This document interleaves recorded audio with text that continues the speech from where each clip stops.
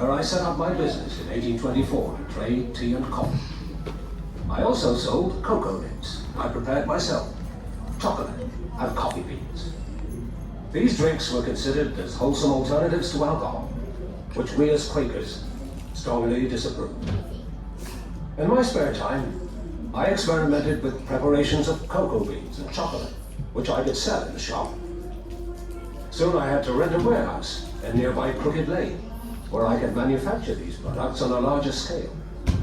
At first, it was very difficult, because I had to pay high taxes on the cocoa beans. And then, on top of all that, I had to move out of Crooked Lane and into another factory, here in Bridge Street.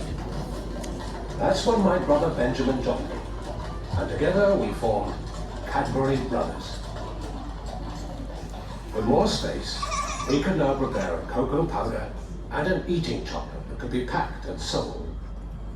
Soon after, my eldest son, Richard, joined the company. Having Richard with us made all the difference.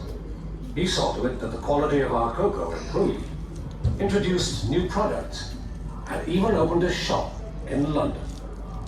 Our efforts were rewarded when we received our first royal warrant from Queen Victoria. That was when my youngest son, George, joined us. George introduced many benefits for the workforce, such as half-day holidays, a sick club, and many improvements in the factory. And Richard, your new designs for our packaging were a huge success. Well, we had to try something different, just to get ourselves recognized, Father, as we were still a small company.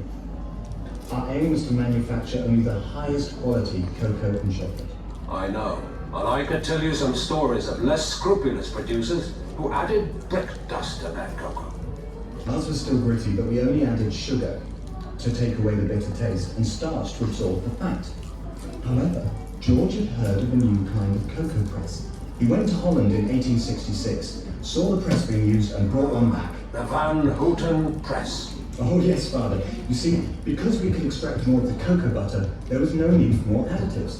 Not only was our cocoa essence more palatable, but also output increased.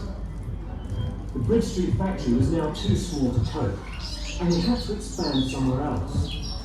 For some time, George and I had shared the same vision to build our new factory in a garden setting, away from the smoke and grime of the city. We called our new factory Bourneville. We opened our new factory in 1879, and were faced with many more challenges as the size of our workforce increased.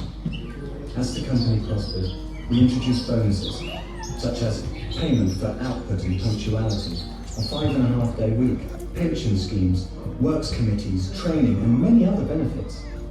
I sent my son George to Switzerland to find out how chocolate was made, using fresh milk.